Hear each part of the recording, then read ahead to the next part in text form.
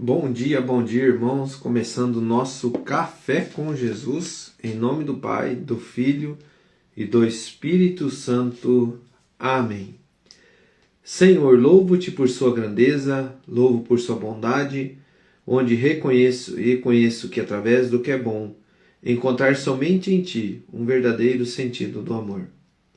Deus meu Deus, eu te adoro, eu me entrego ao seu querer.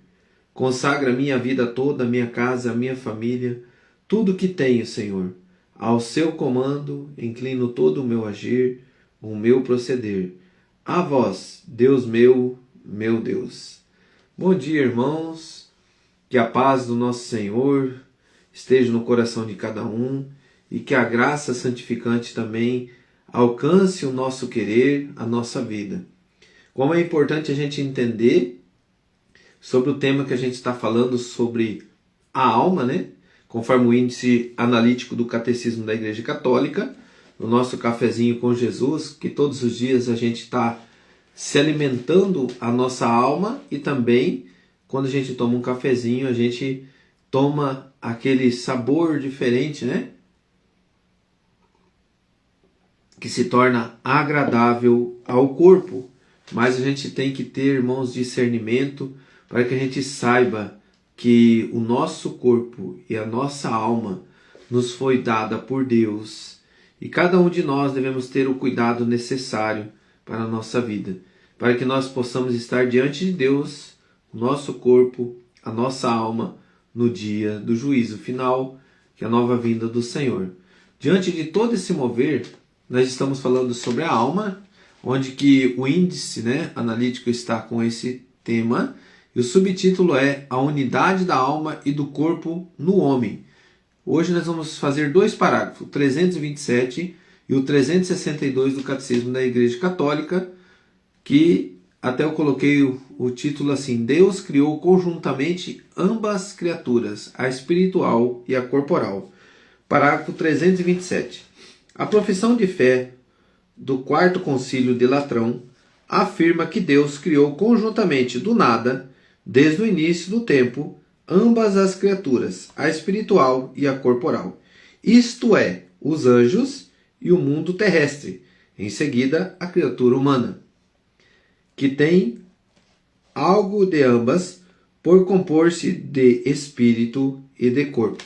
Então, irmãos, nós vamos adentrar aqui que Deus fez a espiritual, criatura espiritual, e a corporal. Mas o homem, nós vamos ver agora, ele é dotado dos dois, né? O espiritual, que é a alma, espírito, alma, e o corpo, o humano nosso, né? Então vamos lá, parágrafo 362.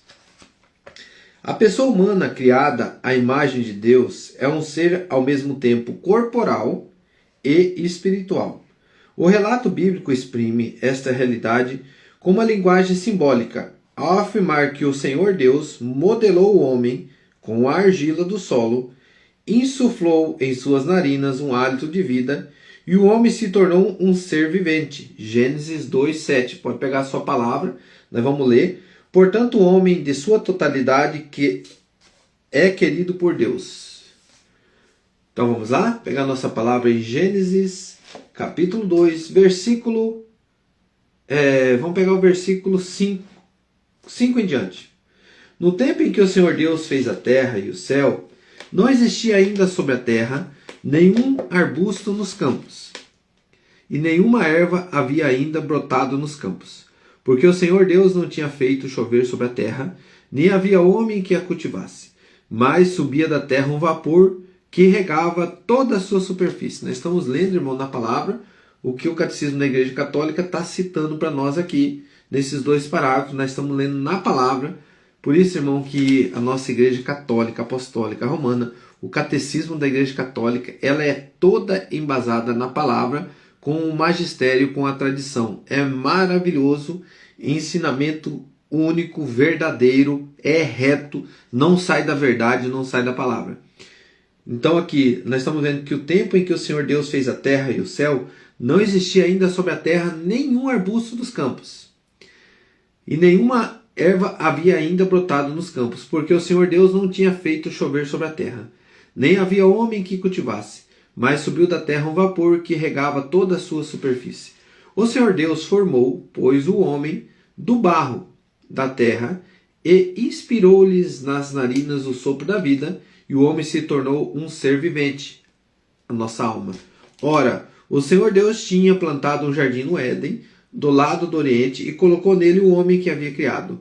O Senhor Deus fez brotar da terra toda sorte de árvores de aspectos agradável e de frutos bons para comer, e a árvore da vida no meio do jardim, e a árvore da ciência do bem e do mal. Palavra do Senhor. Graças a Deus. Querido irmão, a palavra de Deus aqui é reta.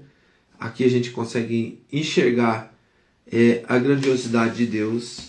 Aqui a gente consegue enxergar na natureza toda a espécie formada, tudo que nós temos aqui, a divindade, né? O nosso Deus maravilhoso.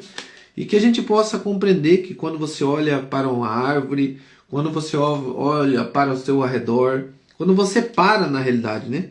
Nós seres humanos hoje estamos muito assim, comprometidos com o ter e com o ser. Mas na realidade, a grande graça é: pare um pouco, reflita e valorize o que está ao teu redor. Valorize aquilo que você vê de grandiosidade. Valorize os sinais de Deus que está à vista, mas nós não conseguimos enxergar, porque a luz da verdade é quando nós se agitamos, quando nós nos colocamos na agitação do dia a dia deste mundo, nós não paramos para refletir, não paramos para viver a graça divina. Por quê? Porque o inimigo tem tentado tirar de nós a unidade, tirar de nós o tempo para Deus, tirar de nós o tempo para o amor, tirar de nós o tempo para a graça.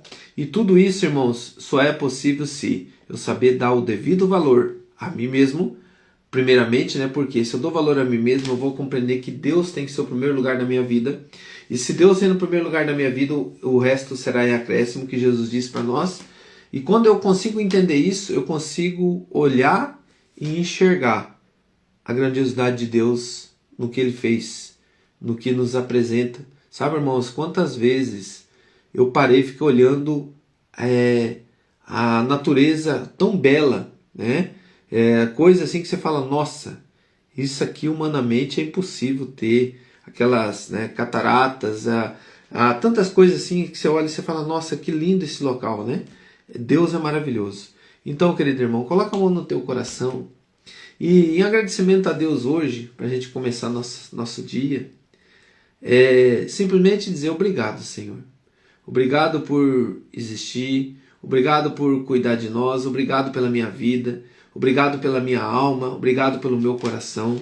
Que o teu Espírito Santo una-se a mim, espírito, alma e corpo. Que isso venha mover para nós, irmão, a unidade perfeita com Deus. Nosso Deus, que é Espírito, hoje que nós encontramos em Jesus um verdadeiro homem e um verdadeiro Deus, que uniu para nós o corpo, a alma e a divindade. Que nós possamos ter o mesmo querer, para que nós possamos herdar o reino de Deus. Que nós possamos se unir a Cristo, não somente no ser, eu sou um ser vivente, eu tenho alma, eu tenho corpo, eu tenho espírito, e eu não faço as minhas atitudes, os meus gestos, o meu querer não se une a Deus. Que nós possamos ter essa consciência.